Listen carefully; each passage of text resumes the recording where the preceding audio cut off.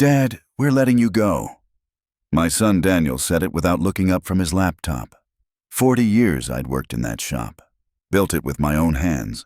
Taught him everything he knew about carpentry. He was giving me 2 weeks' notice like I was some college kid who couldn't show up on time. I didn't argue, just nodded. Walked back to my workbench. That's when I pulled out my phone and made one call. Took exactly 90 seconds. When I hung up, I smiled. Because what Daniel didn't know was that call was about to change everything. Before we continue, please subscribe to the channel and write in the comments what time it is where you are now. I'd been working at Sullivan & Son Custom Furniture since before it was Sullivan & Son. Back when it was just Sullivan. Me. 1983. A garage workshop and a dream that my wife Karen thought was crazy. $3,000 in savings. Another $2,000 borrowed from her father. I built that first workshop myself, framed it, wired it, poured the concrete floor on my hands and knees over a weekend in July that hit 98 degrees both days. Daniel started hanging around the shop when he was 6, handed me tools, swept sawdust. By 12, he was helping me sand. By 16, he could cut a mortise and tenon joint that would have made my own father proud. When he graduated high school in 2001, there was never a question about what came next. He walked into that shop the Monday after graduation and never left. I made him partner in 2008. 25 years old. Added his name to the business. Sullivan & Son. Had the sign made special. Navy blue letters on white. Hung it myself above the entrance. Karen took a photo. Daniel stood there grinning. Said it was the proudest day of his life. That was 15 years ago. "Dad, you need to understand, this isn't personal." Daniel was sitting in what used to be my office. He'd moved into it 2 years back. Said he needed more space for the computer systems, inventory management, online orders. The business was growing. I got moved to a desk in the corner of the workshop. Didn't mind much. Preferred being near the tools anyway. "It's just business," he continued. "We're restructuring, bringing in younger talent. People with social media experience. The furniture market is changing." I stood there, hands in my pockets. I'm 71, still got my strength, still show up at 6 every morning, still can cut a dovetail joint better than anyone in the county. But Daniel was looking at me like I was something left over, something obsolete. 2 weeks, he said. "We'll pay you through the end of the month, and obviously you'll keep getting your partner distribution." Partner distribution. That was interesting. Because 6 months ago, Daniel had restructured the business. Brought in his wife Amanda as CFO. She'd worked in corporate finance before they got married. Had opinions about efficiency, profit margins, overhead costs. The partner distribution had gotten smaller. Daniel explained it was temporary. Cash flow issues, big equipment purchases, a new CNC router that cost $80,000. Expansion plans. I'd nodded. Signed the papers Amanda put in front of me. Didn't read them too carefully. He was my son. "You trust your son." "That's it?" I asked. "That's it." Daniel finally looked at me. "I think it's best for everyone." I walked out. Didn't slam the door. Didn't raise my voice. Just walked back through the workshop where I'd spent 40 years of my life. Past the table saw I'd bought used in 1986. Past the jointer I'd restored from a barn sale. Past the wall where we'd hung photos of every major piece we'd built. Grandmother clocks, dining tables, a 7-foot bookcase that sat in the governor's mansion. My workbench was in the back corner. Oak. Built it myself in 1984. Solid, level, worn smooth from decades of use. I sat down, pulled out my phone, made that call. "Martin, it's Frank Sullivan." "Yeah, long time." "Listen, I need you to do something for me." Martin Rhodes, my attorney. Had been since 1979. Did my will. Handled the property transfers. Knew every detail of my finances because he'd been managing them for 42 years. "I need you to send Daniel a letter. Today, if possible. Regarding the building at 412 Industrial Park Drive." I could hear Martin pause. Then a low whistle. "You sure about this, Frank?" "I'm sure. Give me 2 hours." I hung up. Sat there at my workbench, coffee getting cold in my thermos. Same thermos I'd been carrying for 23 years. Karen gave it to me for Christmas 2000. Stainless steel. Kept coffee hot for 8 hours. She died 3 years ago. Pancreatic cancer. 4 months from diagnosis to funeral. Daniel gave the eulogy. Talked about what a wonderful mother she'd been. How she'd supported the family business. Believed in us. The church was packed. Afterwards, at the reception, Amanda had pulled me aside. "Frank, we need to talk about the business structure. With Karen gone, there are some tax implications." My wife was dead 6 hours, and Amanda wanted to talk about tax implications. I'd nodded. Said we'd discuss it later. Later became a week.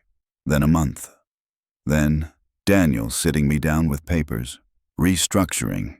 My ownership stake was being converted to a different class of shares. Still valuable, he assured me. Just different. More efficient for tax purposes. I'd signed. Grief makes you stupid. Makes you trust when you should be reading carefully.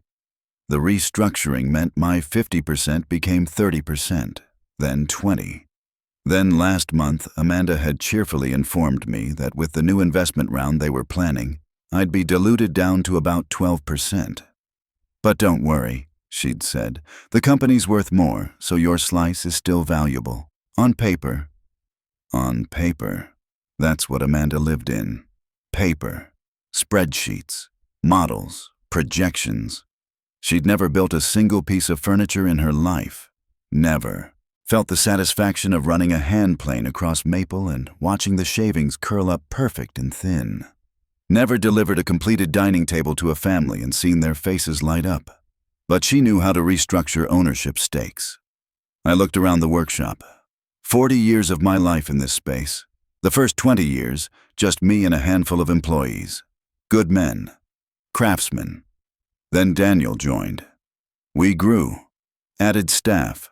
Moved from the original garage to this building. This building. 412 Industrial Park Drive. 6,000 square feet. Concrete construction. Good bones. Excellent location just off Route 29.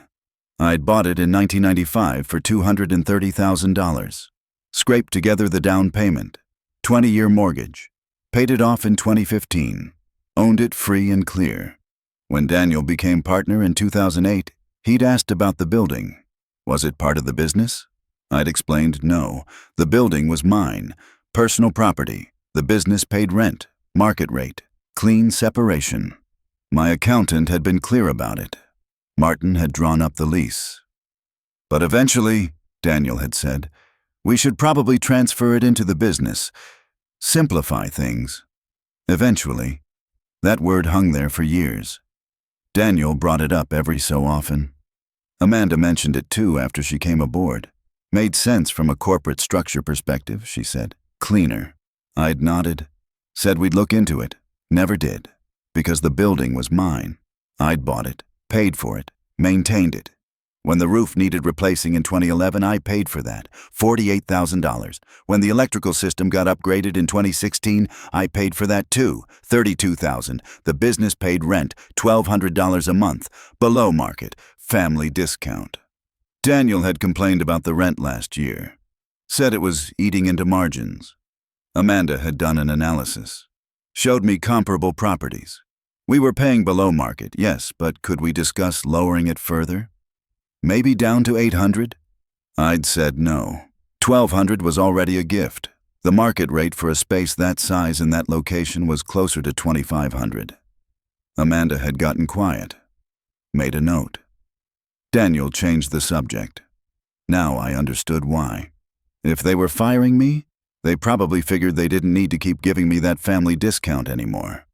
Except they'd forgotten one crucial detail. I owned the building. 2 hours later, my phone buzzed. Text from Daniel. Dad, we need to talk. Now. My office. I finished the mortise I was cutting, cleaned my chisel, put my tools away properly. Same routine I'd followed for 40 years. Never leave a job half done. Never leave tools out. My father taught me that. I taught Daniel. Walked to the office. knocked. Daniel's voice was tight. "Come in." He was standing. Amanda was there too, sitting in the chair across from his desk. Her face was flushed. In her hand was a letter, Martin's letterhead at the top. "What is this?" Daniel's voice had an edge I'd never heard before. "It's a notice of lease termination," I said, kept my voice level, calm. "The building lease. I'm giving you 60 days as required by the contract. After that, you need to vacate the premises." "You can't do that." Amanda stood up. "This is our business location. It's my building. But you can't just—" She looked at Daniel. "Tell him he can't just kick us out." Daniel was staring at me. Really staring. Like he was seeing something he hadn't noticed before. "You're doing this because we let you go. I'm doing this because it's my building, and I'm choosing not to renew the lease." "Dad, come on. Don't be like this." Daniel's voice changed. Softer. The voice he used when he wanted something. "I know you're upset about the restructuring, but this is business. We can talk about your role. Maybe find something that works better. I don't want to talk about my role. I want you out of my building in 60 days. Amanda's face went hard. "We have a lease, a legal contract. Month to month," I said. "Has been since 2020. You wanted flexibility. Remember? In case we need to expand, you said. Didn't want to be locked into a long-term lease." That had been Daniel's idea. Amanda had agreed. Flexibility, options. Corporate speak for keeping their options open. What they meant was they'd been planning to move eventually. Find a bigger space. Maybe buy their own building. Cut me out of that income stream. They just hadn't done it yet. "Fine." Amanda crossed her arms. "We'll move. There are other properties. Probably cheaper anyway." "Good luck," I said. "Market rate in this area is running about $2,500 a month for comparable space. Plus moving costs, equipment relocation, downtime. Should only set you back, 6 months of revenue? Maybe more?" Daniel's jaw tightened. "You're trying to destroy the business." "No, you fired me. I'm simply declining to continue subsidizing you with below-market rent. We're family." His voice rose. "This is a family business." "Was," I said. "You made it clear I'm just an employee. Employees get let go. Landlords raise rent or terminate leases. That's business, Daniel. Like you said, nothing personal." I turned to leave. "Dad, wait." Daniel's voice cracked slightly. "Let's talk about this. Please." I stopped, looked back at him. My son, 41 years old. I remembered teaching him to tie his shoes, helping him with his homework, standing in the hospital when his daughter Emma was born, watching him grow from a boy who handed me screwdrivers to a man who could build a bookcase that would last 100 years. When did I stop being his father and become an overhead cost? "You have 60 days, I said. "After that, the locks change." I walked out, drove home. The house was quiet. It was always quiet now. Karen gone 3 years. The silence had weight, texture. Some mornings I still reached for 2 cups when I made coffee, caught myself halfway to the cabinet and had to stop. The house was paid off. Had been since 2009. Karen and I bought it in 1979. Raised Daniel here. 3 bedrooms. Quarter-acre lot. Good neighborhood. Worth maybe $340,000 now. Real estate had gone up. I sat at the kitchen table. Same table where we'd had family dinners for 38 years. Oak. I'd built it myself. Refinished it twice. Solid joinery. Would outlast me by decades. My phone rang. "Daniel." I didn't answer. It rang 4 more times that evening. Twice from Daniel, once from Amanda, once from a number I didn't recognize. I let them all go to voicemail. The next morning, I didn't go into the shop. First time in 40 years I'd missed a day when I wasn't sick or at a funeral. Felt strange. Wrong. I got up at 5:30 like always. Made coffee. Sat in the dark kitchen and watched the sun come up. My phone buzzed. Text from Daniel. "Dad, please call me. We need to figure this out." I deleted it. Another text. Amanda this time. "Frank, This is affecting employees, people who depend on this business. You're being selfish. Selfish. That was interesting. I pulled out my laptop. Old Dell that Karen had bought me 5 years ago. Took a minute to boot up. I opened my financial records, started scrolling. The original $3,000 investment in 1983, the $5,000 I'd added in 1985 when we needed a better planer, the $12,000 in 1991 for the pneumatic finishing system, the $78,000 for the building down payment in 1995. I kept scrolling. Every equipment purchase, every upgrade, every repair, every investment. When Daniel joined in 2001, I'd put in another $15,000 to expand, buy more tools, hire 2 more craftsmen. The business was growing. My son was learning. I was building something to pass on. 2008, made Daniel partner. My attorney Martin had suggested a buy-in. Make Daniel purchase his partnership stake, show commitment, skin in the game. I'd said no. He's my son. This is his inheritance. Just give it to him. Martin had drawn up the papers. 50-50 partnership. Daniel had signed. Grinning, proud. Karen had made a special dinner. Pot roast, Daniel's favorite. Emma was 3 years old.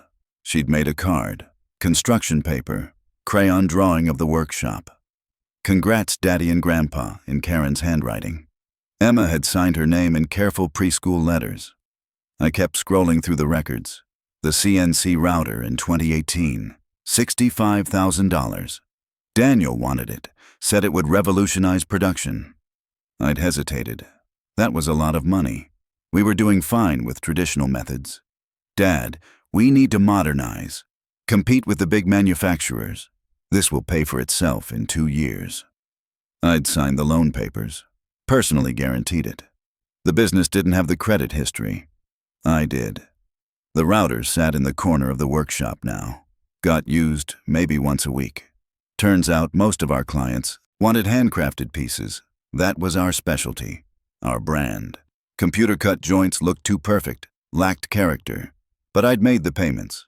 $2,400 a month for 3 years, paid it off last year. In 2019, Daniel wanted to expand the online presence. Hire a digital marketing firm. $28,000 for a website redesign. Another $15,000 for the first year of SEO services.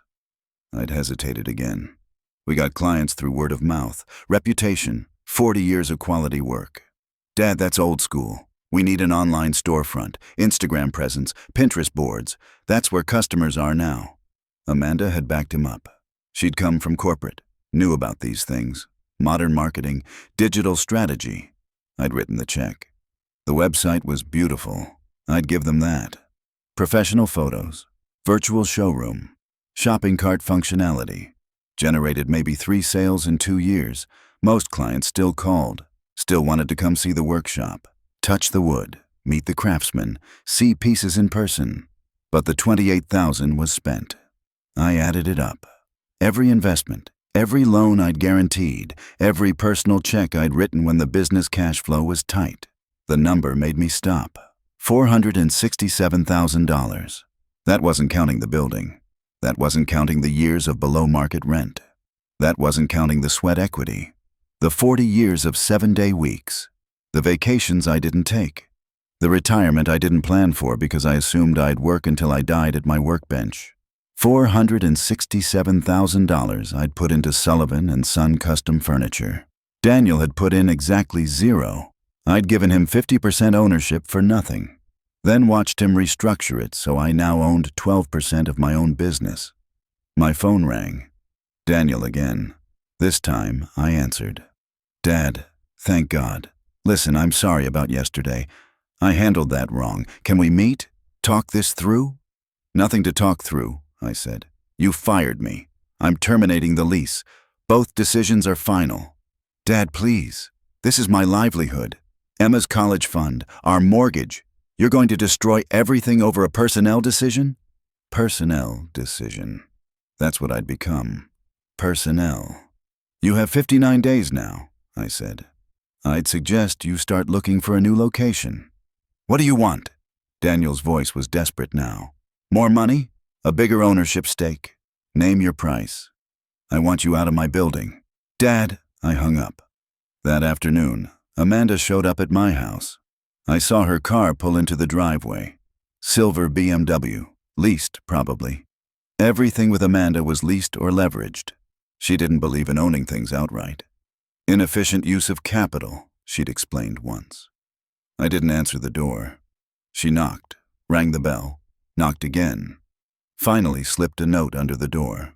Frank, we need to discuss this like adults. This isn't just affecting Daniel. 23 employees depend on this business, their families, their livelihoods. Please call me. 23 employees. She was right about that. We'd grown. Good craftsmen, skilled workers, people who took pride in their work. I knew most of their names, their families. Randy's daughter was getting married in June. Tom's son had just gotten accepted to Virginia Tech. Maria's husband was fighting cancer. They'd be fine. Sullivan and Son had a reputation. Every one of those craftsmen could find work within a week. Better jobs, probably. We paid below market. I'd learned that by accident 6 months ago when Randy mentioned he'd been offered a position at Henley Custom Woodworks. $3 more an hour. Better benefits. I'd asked why he stayed. He'd shrugged. Loyalty, Frank. You gave me a chance when I was fresh out of trade school. Taught me half of what I know. Randy had been with us 14 years. Started at $16 an hour. Was making $22 now. Henley had offered him $25, but he stayed out of loyalty. I wondered if Daniel had given him 2 weeks' notice too, or if that particular efficiency measure was reserved for family. The next morning I went back to the workshop. 6 a.m. Let myself in with my key. The building was dark, silent. I turned on the lights. The fluorescent tubes flickered, hummed, settled into their steady glow. I walked through the space. My workbench. The table saw. The jointer. The drill press I'd bought at an estate sale in 1988 for $300. Still ran perfectly. They didn't make them like that anymore. I ran my hand along my workbench. Oak. Smooth. Worn in the spots where I stood most often. You could read my work history in the surface of that bench. The burn mark from 1987 when I got careless with a router. The deep scratch from 1994 when a chisel slipped. 40 years of marks and memories. Frank, I turned. Daniel was standing in the doorway to the office. He looked rough, unshaven, dark circles under his eyes. We need to talk, he said. Already talked. You fired me. I'm unfiring you. I waited. You can keep working here, full time, same as before. Hell, I'll give you a raise. $25 an hour. $25 an hour. I was a 50% partner once. Built this business from nothing. Now I was being offered $25 an hour to stay. And the building? I asked. Daniel hesitated. We need more time to find a new location. Can you give us 6 months? 60 days. Dad, please. 6 months. We'll pay you market rate rent. $2,500 a month. No more family discount. That was interesting. Now that they were losing the building, suddenly market rate was acceptable. Will that be before or after you dilute my ownership stake down to nothing?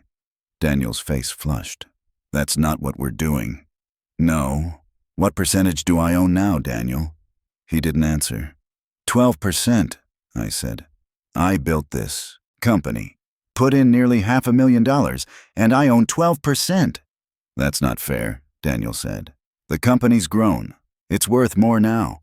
Your 12% is worth more than your original 50%. On paper, I said. Amanda's favorite place.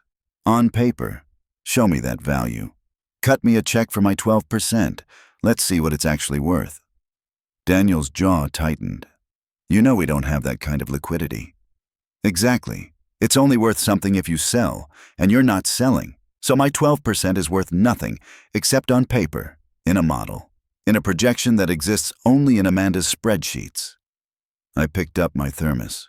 Same one Karen gave me 23 years ago. 59 days, I said. Then I'm changing the locks. I walked out. Daniel didn't follow. That night, my phone exploded. Texts from Daniel. Voicemails from Amanda. An email from someone named Marcus Chen who identified himself as their business attorney. The email was polite but firm. Threatened legal action. Claimed the verbal understanding had always been that the building would eventually transfer to the business. That I was acting in bad faith. I forwarded the email to Martin. He called me 20 minutes later. "Frank, they don't have a case. The lease is month to month. You're within your rights to terminate." "Good. But this is going to get ugly. You know that, right?" I did. The next day, I got a call from Emma, Daniel's daughter, my granddaughter, 16 years old. "Grandpa, Dad said you're kicking them out of the workshop." "I'm terminating their lease," I said. "That's not quite the same thing. He said you're trying to destroy the business." "No, I'm simply declining to subsidize it anymore." Silence on the line. Then, "I don't understand. Why are you doing this? Ask your father." "He said it's because you're mad about the restructuring, that you're being vindictive." Vindictive. That was a new word. I wondered if Daniel had used it first or if Amanda had supplied it. "Emma, has your father explained that he fired me?" More silence. Then, "He said they had to let you go, that you weren't, that the business needed younger workers. And you think that's reasonable? 40 years I built that business. Taught your father everything he knows. And I'm being let go because I'm old?" "Grandpa, I don't know. Mom's really upset. She says we might have to sell the house. Move. I'd have to change schools my junior year." And there it was. The real pressure. Use the kid. Make it about Emma's school. Emma's friends. Emma's life being disrupted. "Your father has 58 days to find a new location," I said. "That's plenty of time." "But Grandpa—" "I love you, Emma. But this is between me and your father." I hung up. Felt sick. Emma was a good kid. None of this was her fault. But Daniel had put her up to that call. I knew he had. Using his daughter as a weapon. That's what it had come to. Sunday morning, there was a knock on my door. I opened it. Daniel and Amanda. Emma behind them. And Karen's sister Diane. She'd driven up from Charlotte. 3 hours. "Frank." Diane stepped forward. Hugged me. "Can we come in?" I let them in. Didn't have much choice. Diane was family. Karen's sister. I'd known her for 46 years. Watched her kids grow up. Been to her husband's funeral 8 years ago. We sat in the living room. Same furniture Karen had picked out in 1998. Blue couch, 2 armchairs. Coffee table I'd built from cherry wood. Everything worn but solid. Comfortable. "Frank," Diane said gently. "Daniel called me. He's concerned about you." Concerned. He said you're making some impulsive decisions, that you're not acting like yourself. I looked at Daniel. He had the grace to look uncomfortable. "I'm acting exactly like myself," I said. "I'm making rational business decisions. Daniel taught me that. It's not personal. It's business." "But your family," Diane said. "This business is Daniel's life, his children's future." "Was my life too," I said. "Until he fired me." Diane looked at Daniel. "You fired him?" "We restructured," Amanda said quickly. "It was a personnel decision. Frank was being transitioned into a different role." "I was being let go," I said. 2 weeks' notice, after 40 years. Diane's face changed. She looked at Daniel. Really looked at him. "You fired your father?" "It wasn't like that," Daniel said. "Dad, tell her. Tell her it wasn't like that." "It was exactly like that," I said. Daniel called me into his office, the office that used to be mine. He told me they were letting me go, bringing in younger talent. I had 2 weeks.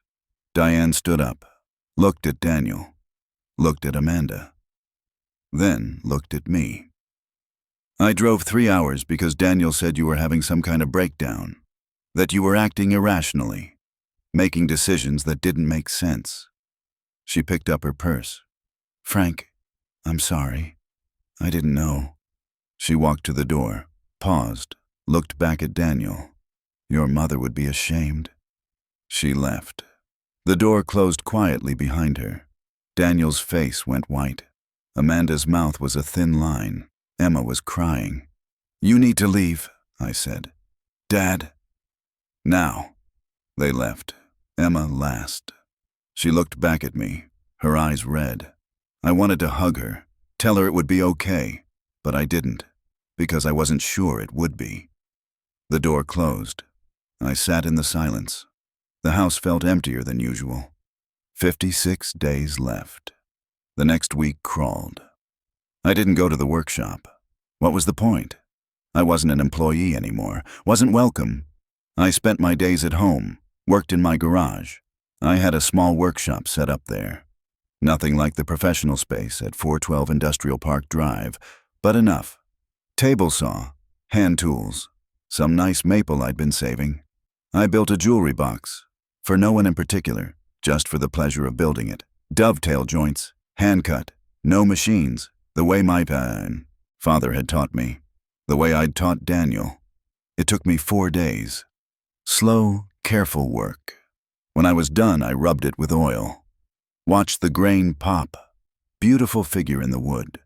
Swirls and patterns that had taken that tree 80 years to grow, now preserved in a box that would last another 100. My phone rang. Martin. "Frank, I got a call from their attorney, Marcus Chen." And? He wanted to negotiate. They're willing to pay $2,800 a month, sign a 2-year lease, give you a 10% ownership stake. 10%, down from 12. That was interesting math. "No," I said. He also mentioned they're prepared to sue, claim verbal contract, implied understanding. They're going to argue you promised the building to the business. Let them sue. "Frank, litigation is expensive, time-consuming. Are you sure you want to go down that road?" "I'm sure." "Okay." Martin paused. "For what it's worth, I think you're doing the right thing." That made one of us who thought so. 49 days left. The calls kept coming. Daniel, Amanda, Marcus Chen. I stopped answering. Let them all go to voicemail. Deleted them without listening. Then, one morning, there was a knock. I opened the door. Sheriff's deputy. Young guy. Looked uncomfortable. "Frank Sullivan?" "That's me." He handed me papers. "You're being served." I took them. He left quickly. Didn't meet my eyes. The lawsuit was 23 pages. I sat at my kitchen table and read it. Breach of verbal contract. Implied understanding. Intentional interference with business operations. Breach of fiduciary duty. They were suing for damages. $750,000. Also requesting an emergency injunction, asking the court to prevent me from terminating the lease until the lawsuit was resolved. I called Martin. "Got it," he said. "I'll file a response. The injunction hearing is in 10 days. Can you make it?" "I'll be there." The night before the hearing, I couldn't sleep. Lay in bed staring at the ceiling. Same ceiling I'd stared at for 43 years. Karen beside me for most of them. Her side of the bed still felt empty. Still reached for her sometimes in the night. Found only space. She would have known what to do. Karen always knew what to do. When Daniel was struggling in school. When the business almost went under in 1992. When my father died and I couldn't get out of bed for a week. She'd been my compass. My true north. What would she say now? I knew what she'd say. She'd say Daniel was our son. Family came first. Forgive. Move on. Find a solution. But Karen hadn't been fired by her son. Hadn't watched 40 years of work get restructured into nothing. Hadn't been treated like an overhead cost to be eliminated. The courthouse was in Richmond. 20-minute drive. I got there early. Martin met me in the hallway. Dark suit, briefcase. He'd been my attorney for 42 years, but I'd never seen him in court. He looked different. Professional. Serious. "Frank." He shook my hand. "Daniel and his attorney are already inside. It's going to be a closed hearing. Just us, them, and the judge." We walked into the courtroom. Small. Wood paneling. The judge's bench at the front.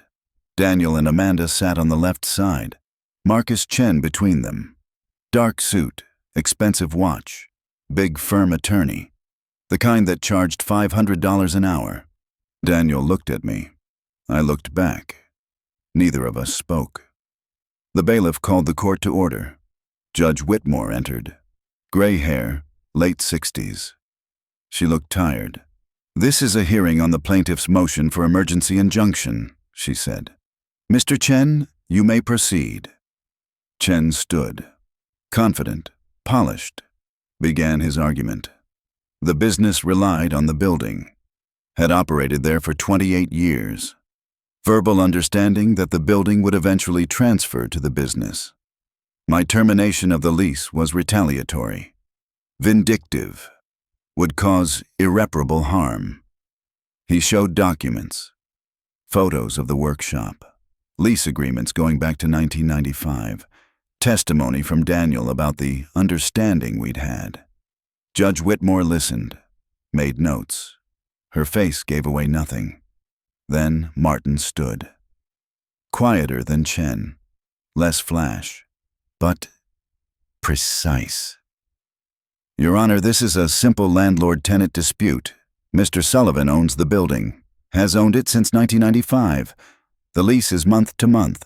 He provided proper notice. There is no written contract stating the building would transfer to the business. A verbal understanding, even if it existed, doesn't override the clear terms of a written lease." He presented our documents, the deed, the lease agreement, bank statements showing I'd paid the mortgage, maintained the building, every roof repair, every upgrade, all from my personal funds, not the business. Then he said something I didn't expect. "Your Honor, the plaintiff's attorney claims this is retaliatory. I'd like to present context for that claim." He handed a document to the bailiff, then another to Chen. Chen's face changed as he read it. "This is Mr. Daniel Sullivan's letter to his father, dated 3 weeks ago, terminating his employment after 40 years, 2 weeks' notice. The same notice one might give an entry-level employee. Mr. Sullivan is not being vindictive. He's simply declining to subsidize a business that no longer values his contribution." Judge Whitmore read the letter, looked at Daniel. "You fired your father?" Daniel stood. "Your Honor, it wasn't like that. We were restructuring. My father was going to transition to a different role." "What role?" Daniel hesitated. "We were still determining that." "So you fired him?" "We were making a personnel decision." Judge Whitmore looked at the letter again, then at the lease agreement, then at me. "Mr. Sullivan, stand up, please." I stood. "How old are you?" 71, Your Honor." "And you built this business?" "Yes, ma'am." "Worked there for 40 years?" "Yes, ma'am." She looked at Daniel, then back at me. Set down the papers. "The motion for emergency injunction is denied. This is a month-to-month lease. Mr. Sullivan has every right to terminate it with proper notice. The lawsuit may proceed, but I see no grounds for emergency relief." She stood. The bailiff called out. We all stood. She left. Just like that, it was over. I walked out of the courtroom, Martin beside me. Behind us, I could hear Amanda's voice, raised, angry. Marcus Chen trying to calm her down. In the parking lot, Martin shook my hand. That went well. Did it? "Frank, you won. The injunction was denied. They can't stop you from terminating the lease. They're still suing me for $750,000. They won't win, trust me, but it's going to take time. 6 months, maybe a year. A year of litigation, of lawyers, of seeing my son across a courtroom." I drove home. The house was dark when I got there. 4 in the afternoon, but overcast. Heavy clouds. Rain coming. I could smell it. I sat in my truck in the driveway. Didn't go inside. Just sat there. 43 years I'd lived in this house. Raised my son. Buried my wife. Built a life.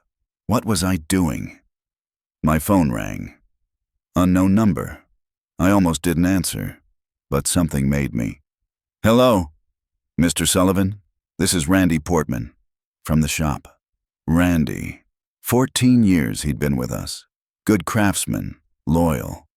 Randy, Mr. Sullivan, I just wanted to call and say, well, I heard what happened with Daniel and the building, and I wanted you to know that most of the guys, we think you're right. What Daniel did, firing you like that, it wasn't right. I didn't know what to say. Anyway, Randy continued, I just wanted you to know. We got your back, whatever happens. Thanks, Randy. One more thing.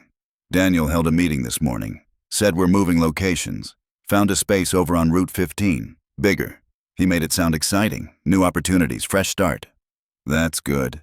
Except then he told us there'd be a pay freeze for the next year, maybe longer, to cover the moving costs.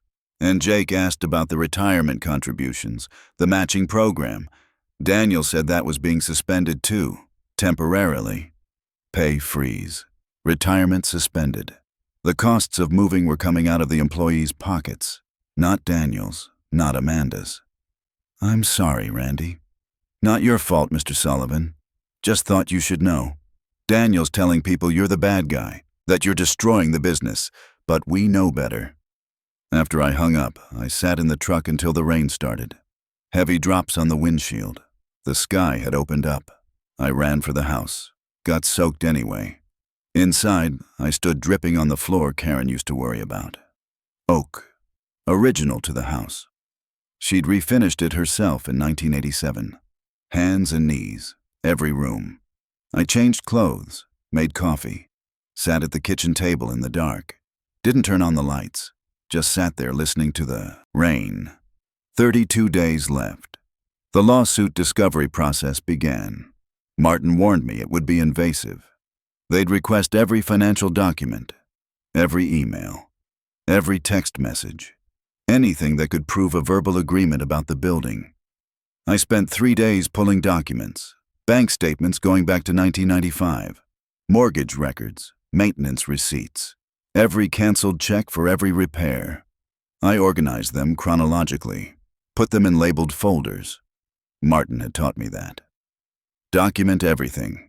Paper trail saves lives. Found some interesting things going through the records, like the $50,000 equipment loan I'd personally guaranteed in 2015. Daniel wanted a new wide belt sander, top of the line, industrial grade. I'd signed. The business made payments for 6 months. Then cash flow got tight. I'd made the last 18 payments myself. $960 a month, $17,280 total. Daniel never mentioned it. Neither did Amanda. The loan got paid off. The sander sat in the workshop. I'd used it maybe 20 times in 8 years. Found another thing. In 2017, Daniel had wanted to expand, hire 3 more craftsmen. I'd hesitated. We had enough work for our current crew, but not enough to justify 3 more full-time positions. Dad, we need to grow. Take on bigger projects, commercial clients. This is how businesses scale. We'd hired them. 2 lasted 6 months. 1 made it a year. The work never materialized. But I'd covered payroll those months when revenue didn't. $28,000. Cash infusions from my personal account to the business checking. It was all documented. Every transfer, every loan. Every time the business needed cash, and I'd provided it. $467,000. That was the total I'd calculated before. But now I was seeing it differently. Not as an investment, as a gift. Because none of it had ever been paid back. None of it had ever been treated as a loan. It had just been expected, assumed, taken for granted. I'm your father. This is what fathers do. Except fathers also expect a certain amount of respect. Gratitude. Not 2 weeks' notice after 40 years. 28 days left. Daniel called. First time in 2 weeks. I answered. Dad, we need to talk. Face to face. No lawyers. Just us. Why? Because we're family. Because this has gotten out of hand. Because Mom wouldn't want this. Mom. He was bringing Karen into it now. Fine, I said. When? Tomorrow, noon. The diner on Main Street? The diner where we'd eaten breakfast every Saturday morning for 15 years. Where Karen used to order the blueberry pancakes. Where Daniel had told us Amanda was pregnant with Emma. Family place. Neutral ground. I'll be there. I got there early. 11:45. Took a booth in the back. Ordered coffee. Same waitress who'd been working there for 20 years. Betty. She smiled. Frank. Haven't seen you in a while. Been busy? She poured coffee. How's Daniel? And that beautiful granddaughter? They're good. She walked away. I sat there with my coffee. The diner was half full. Locals. I recognized most of them. Small town. Everyone knows everyone. Everyone had probably heard about the lawsuit by now. Small town meant no secrets. Daniel arrived at noon exactly. He looked better. Shaved. Rested. He slid into the booth across from me. Dad, thanks for coming. I nodded. Betty came over. Daniel ordered coffee. We sat in silence until she brought it. So, Daniel said finally, this is crazy, right? We're family. We're destroying each other over a building. You fired me. I made a business decision. A bad one, clearly. Dad, I'm sorry. I handled it wrong. But you have to understand, Amanda and I were under a lot of pressure. The business wasn't growing fast enough. Margins were tight. We were trying to make difficult choices. And the difficult choice was firing me. It was a restructuring. You weren't going to be fired. We were going to find a different role for you. What role? He hesitated. We hadn't figured that out yet. Because there was no role. You were letting me go. Daniel's jaw tightened. Fine. Yes, we were letting you go, but Dad, you're 71. Most people retire at 65. We thought maybe you'd welcome the chance to slow down. Enjoy your retirement. Did you ask me? What? Did you ask if I wanted to retire? If I wanted to slow down? Or did you just decide for me? Silence. You decided for me, I said. Because in your mind, I was already obsolete. Old. In the way. An overhead cost that needed eliminating. That's not fair. Isn't it? Tell me, Daniel. When was the last time you asked my opinion on a business decision? When was the last time you valued my input? He didn't answer. 2 years, I said. Since you moved me out of my office. Put me at that desk in the corner. I stopped being a partner and became, what? The old guy who used to run things? Dad, the business changed. It needed different expertise. Digital marketing, e-commerce, systems thinking. That's Amanda's world, not yours. And custom furniture, craftsmanship, client relationships built over decades? That's my world, was my world. But you decided that world didn't matter anymore. Betty brought menus. We both waved them away. Neither of us was hungry. Daniel leaned forward. Dad, what do you want? Tell me. What will it take to end this? I want you out of my building. Come on, there has to be something. Money, ownership stake, I'll restructure. Give you 20%, real ownership, voting rights, whatever you want. 30 days, I said. That's what I want. Dad, please. You made your choice when you fired me. Now I'm making mine. I stood up, left a $5 bill for the coffee, walked out. Behind me, I heard Daniel say something. Didn't catch it, didn't turn around. 27 days, left. The next week, things got nasty. Someone posted on Facebook, a long post about entitled parents who use their adult children's success against them, who hold property and resources hostage, who punish their children for making necessary business decisions. It didn't mention names, didn't have to. Small town. Everyone knew. 247 likes, 89 comments, most supporting the adult child. Some suggesting the parent was likely experiencing cognitive decline. Others sharing their own stories of difficult elderly parents. I didn't have Facebook, but my neighbor Janet showed me on her phone. Frank, have you seen this? I read it, handed the phone back. Interesting perspective. This is about you and Daniel, isn't it? I didn't answer. Janet's face hardened. That boy, after everything you've done for him. Small town. Word spreads. By the next day, half the town knew. The other half pretended they didn't. I got looks at the grocery store. Some sympathetic, some judgmental, most just curious. I didn't care. 23 days left. Amanda showed up at my house. 8 in the morning. I was having coffee. She rang the bell, knocked. I opened the door. "We need to talk," she said. Not asking, demanding. "Do we? Frank, this has to stop. You're not just hurting Daniel. You're hurting Emma, your granddaughter. She cries every night. She thinks her grandfather hates her." "I don't hate Emma." "Then prove it. Let us stay in the building. Sign a long-term lease. Reasonable terms. We'll pay market rate." "No." "Why?" Amanda's voice rose. "What is this really about? Ego? Pride? You can't stand that Daniel doesn't need you anymore? Daniel has never not needed me. He just stopped appreciating it." "Appreciating what? That you gave him a business? That you helped him succeed? Frank, that's what parents do. You don't get a gold star for being a father." "You're right," I said. "I don't. But I also don't deserve to be fired by my son. To have my life's work restructured into nothing. To be treated like an employee who didn't perform. You were underperforming. The metrics don't lie. Metrics. Amanda's favorite word. Everything reduced to metrics. Efficiency, output, productivity. "I'm a craftsman," I said, "not a machine. I build furniture that lasts generations. That can't be measured in metrics." "It can, and it was. Your output had declined 40% over 5 years. Your quality was still good, but your speed—" "My speed? I'm 71 years old. I'm not as fast as I was at 30, but every piece I build is perfect. No flaws, no shortcuts. That used to mean something. It still means something. But Frank, the market has changed. Customers want faster turnaround, lower prices. We can't compete if we're spending 2 weeks on a single dining table. Then maybe we shouldn't compete. Maybe we should stay small, craft-focused, specialty work. That's not a growth model. Why does everything have to grow?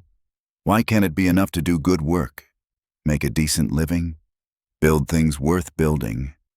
Amanda stared at me. "You really don't understand business, do you?"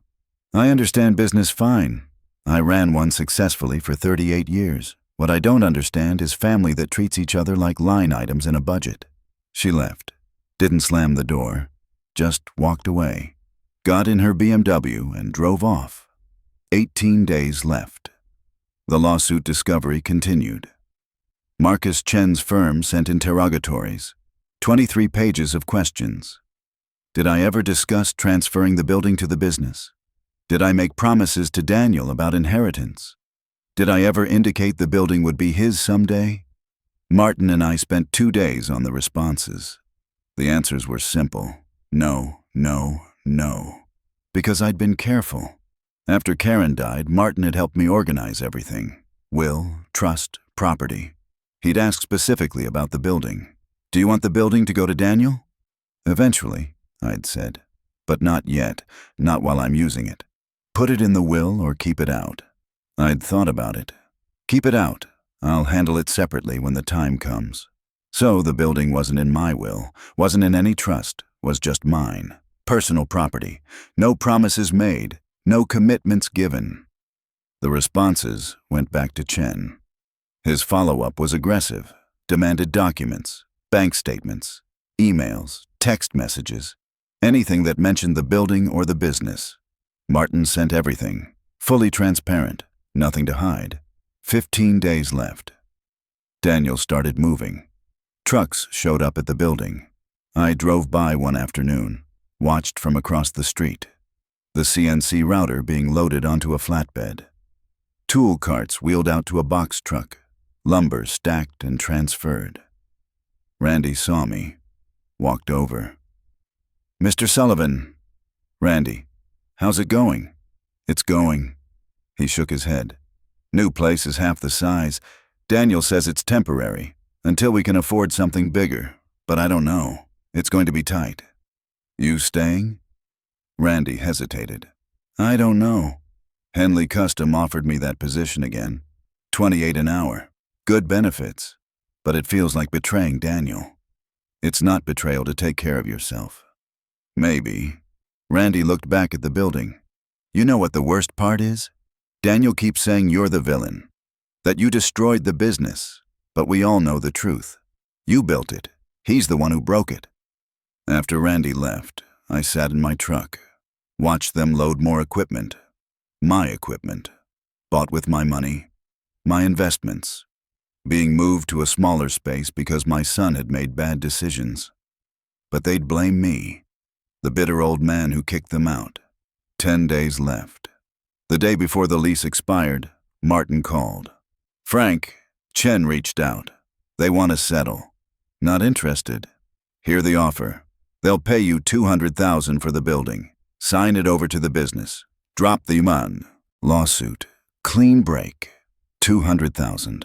I'd bought it for $230,000 in 1995. Put another $120,000 into improvements. Roof, electrical, HVAC, parking lot repaving. Current market value was probably around $500,000. Commercial property in that location. Prime spot just off Route 29. No. Frank, it's a reasonable offer given the circumstances. The circumstances being that they're suing me for $750,000 and now offering $200,000? That math doesn't work, Martin. The lawsuit will collapse. You know it. I know it. They know it. This is them trying to salvage something. Get the building for under market value and walk away. The answer is no. Martin sighed. All right, I'll tell them. 5 days left. The day the lease expired, I drove to the building. 6 a.m. They'd finished moving out the day before. I had a locksmith with me, Tom Henderson, done work for me before. Good man, discreet. You sure about this, Frank? Tom asked as we pulled up. I'm sure. The building was empty. They'd taken everything. Tools, equipment, furniture, even the photos off the walls. The workshop was just empty space now. Concrete floor, bare walls, echoes. I walked through it. My footsteps sounded hollow. 40 years of my life had filled this space. Now it was gone, cleaned out like it had never existed. Tom changed the locks. Front door, back door, side entrance. New keys. I took one set, put the other in my truck. That's it, Tom said. Building secure. I paid him cash. He left. I stood in the empty workshop, the morning light coming through the high windows, dust particles floating in the beams. I'd built this business, spent 40 years creating something I was proud of, something that mattered. And in the end, it had been taken from me. Not by strangers, by my son. I locked up, drove home. It was done. 3 days later, I got a call from a real estate agent. Brenda Moss. Knew her slightly. She'd sold a few properties in town. Mr. Sullivan, I have a client interested in your building on Industrial Park Drive. Are you open to selling? Who's the client? I can't disclose that yet, but they're prepared to offer $475,000. Cash deal, quick close. $475,000. That was strong. Over market value. Let me think about it. They'd like an answer soon. This week, if possible. I called Martin. Who do you think it is? Could be anyone. But my guess? Daniel found an investor. Someone who'll buy it and lease it back to him. Can they do that? Of course. It's a legitimate transaction. You sell to an investor. The investor leases to Sullivan and Son. Daniel gets his building back. You get cash. Except I don't want to sell. Frank, it's a good offer. Take it. Walk away clean. Invest the money. Retirement. Peace of mind. I sat with it for 2 days, $475,000. That was real money. Could invest it. Live comfortably. Never worry about finances again. But selling meant letting Daniel win. Meant letting him manipulate the situation. Use an investor as a proxy. Get what he wanted anyway. I called Brenda back. Tell your client no. Mr. Sullivan, that's a very generous offer. You might not get another one this good. I'm not selling. Can I ask why? Because it's my building, and I'm keeping it. Brenda sighed. All right, I'll let them know. The next day, Emma showed up. My granddaughter, 16 years old. I saw her pull up in her little Honda. Daniel had bought it for her 16th birthday. Used, reliable, good first car. I opened the door before she knocked. "Grandpa, Emma, can I come in?" I stepped aside. She came in, looked around. Hadn't been here in months. Since before Karen died. The house probably looked different to her, emptier, less lived in. We sat at the kitchen table. I poured her a glass of water. She didn't touch it. "Grandpa, I don't understand what's happening. Mom and Dad won't really explain. They just say you're angry, that you're being unreasonable. That's one perspective. What's yours?" I looked at my granddaughter. Karen's eyes, my nose, Daniel's smile, a combination of all of us. "Your father fired me," I said. "After 40 years of building that business together, he decided I wasn't needed anymore. I was hurt. I made some decisions he didn't like. Now we're here. But your family, why can't you just forgive him? Would you forgive someone who treated you that way? If they were family, yes. Even if they showed no remorse? Even if they thought they were right?" Emma didn't answer. "Your father doesn't think he did anything wrong," I said. "To him, I'm being irrational, vindictive. He can't see that he hurt me, that he broke something that can't be fixed. But you're hurting him too. The new building is awful, cramped, expensive. Dad's stressed all the time. Mom cries. They fight about money every night. I'm sorry you're going through that. Then end it, please, Grandpa. Sell them the building, or lease it back, whatever. Just end it." I wanted to, looking at Emma's face, hearing the pain in her voice.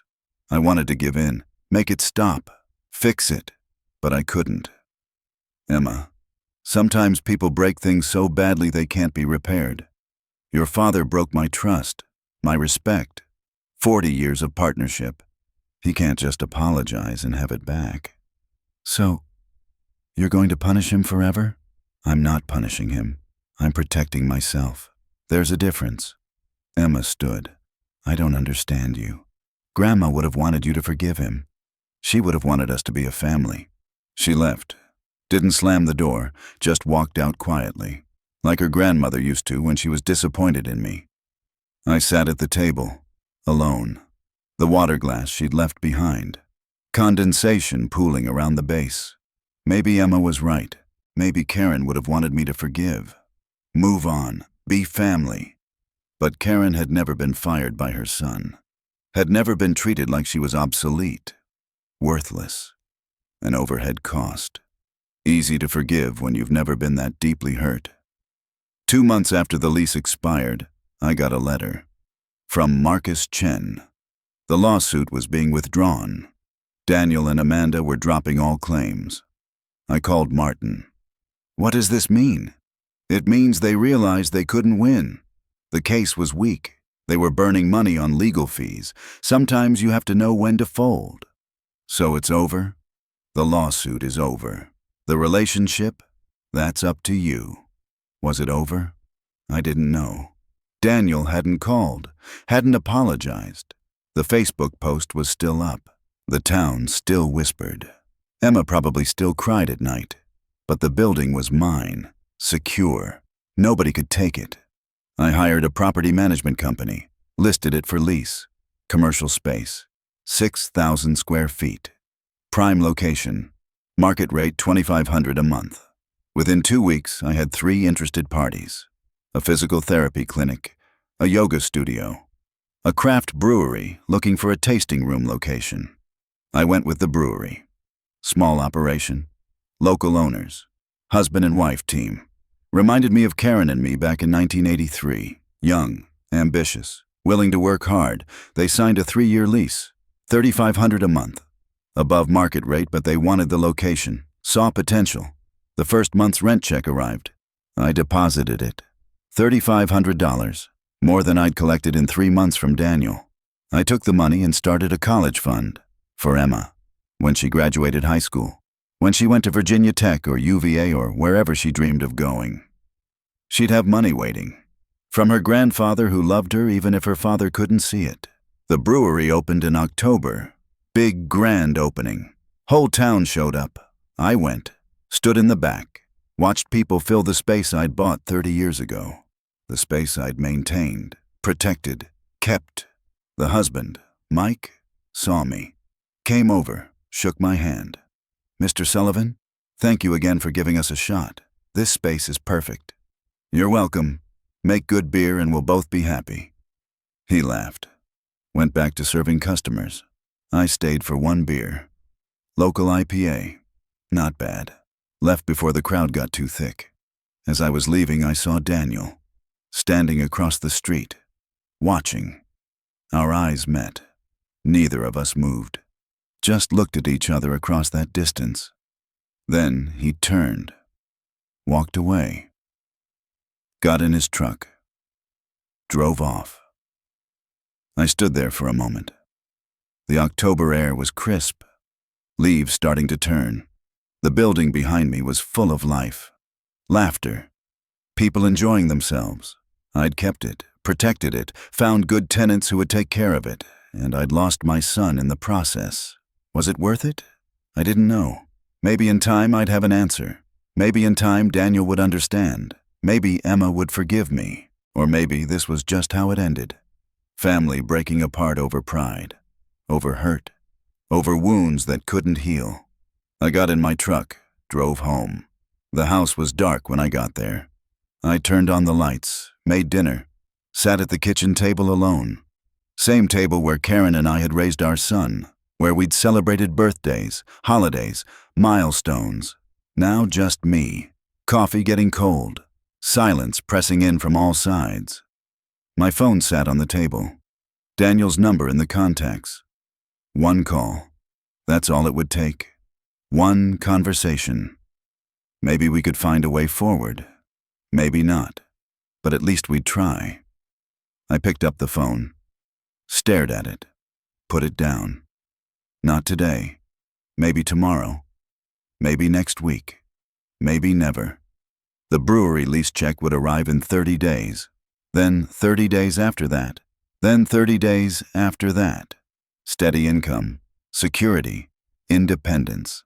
I'd built something that lasted, protected what was mine, made decisions on my terms, and I'd done it alone.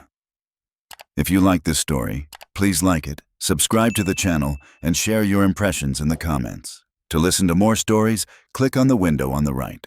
Thank you for being with us.